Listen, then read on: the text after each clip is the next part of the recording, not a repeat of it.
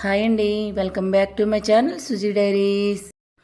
అందరూ ఎలా ఉన్నారండి? అందరూ బాగుండాలని ఆ భగవంతుడిని మనస్ఫూర్తిగా కోరుకుంటున్నాను. ఈరోజు ఒక స్పెషల్ పూజతో మీ ముందుకు వచ్చేసానండి. మనం ఏ పూజ చేసినా, వ్రతం చేసినా ముందుగా మొక్కుకునేది గణపతికే కదండి. మనం చేసుకునేది కూడా ఈరోజు గణపతి పూజ. ఆ గణపతి పూజ ఏ విధంగా చేసుకోవాలో ఈ వీడియో ద్వారా చేసి చూపించబోతున్నాను.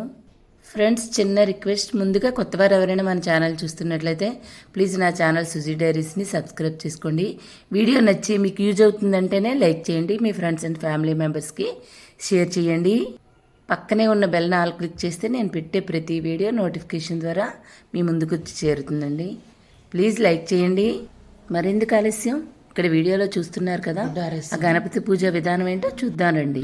దేవుళ్ళలో అగ్రపూజ్యుడు గణపతి దేవుడు.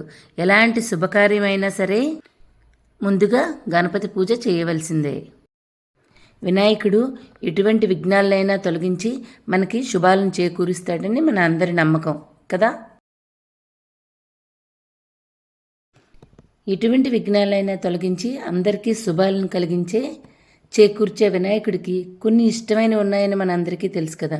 అందులో కొన్ని మన కోరికల్ని నివేదించడానికి, తొందరగా మన కోరికలను తీర్చడమని వినాయకుడిని కోరుకోవటానికి అతనికి ఇష్టమైనవి కొన్ని సమర్పిస్తే మన కోరికలు తొందరగా తీరుతాయని మనకు ఒక నమ్మకం ఉంది కదండి. అవేంటో ఇప్పుడు తెలుసుకుందాం.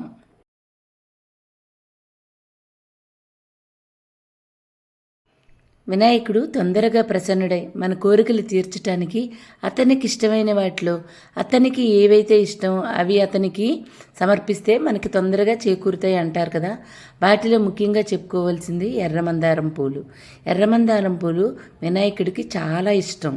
వినాయకుడికి మనం ప్రతిరోజు ఎర్రమందారం పూలతో పూజ చేస్తే మనం అనుకునే పనులు సజావుగా జరుగుతాయని ఒక నమ్మకం ఉంది.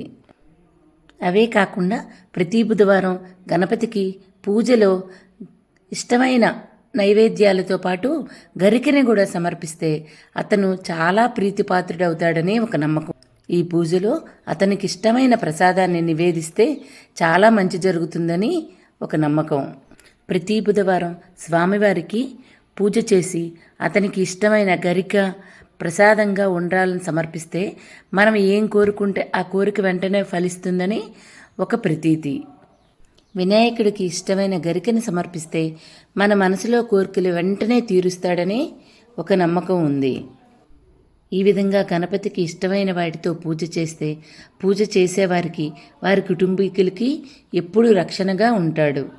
అయితే బుధవారం నాడు గణపతికి చేసే పూజలో ఈ నూనెను కనుక వాడితే ఎన్నో శుభ ఫలితాలని చేకూరుతాయని చెప్పవచ్చును. అదేనండి ఆ నూనె కొబ్బరి నూనె.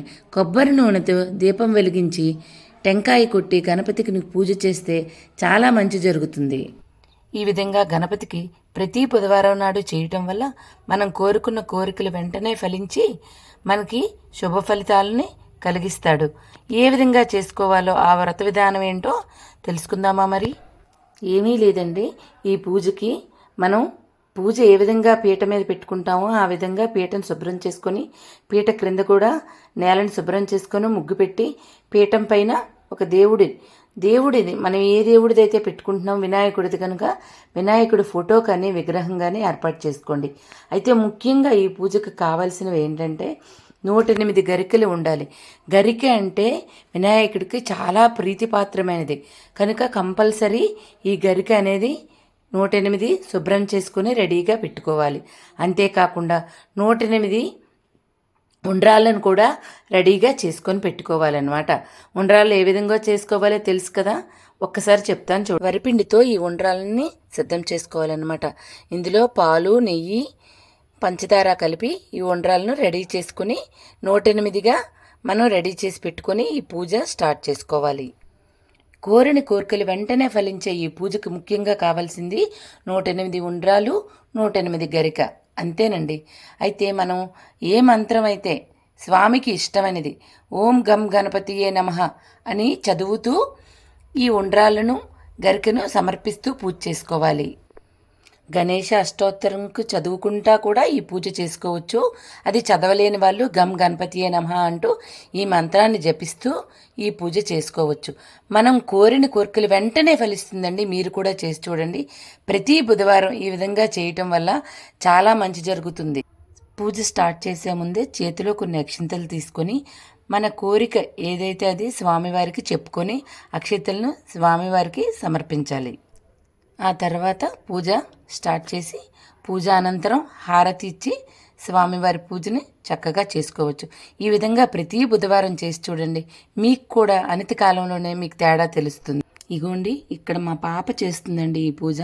తను ఏదో మొక్కుకుంది, తను చేస్తుంది. ఈ పూజలో మీకు ఎటువంటి లోపాలు కనిపించినా ఇగ్నోర్ చేయండి.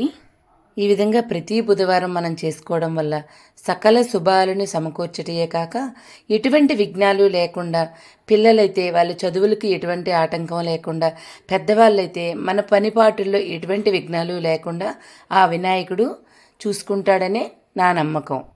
గణపతికి ఈ విధంగా అతనికి ఇష్టమైన గరికని సమర్పించి ఉండ్రాలను నివేదించి ఈ దీపారాధన చేసి పూజ ఎవరు చేస్తారో వారికి ఉన్న ఆటంకాలన్నీ తొలగిపోయి శుభ ఫలితాలను సమకూరుతాయి.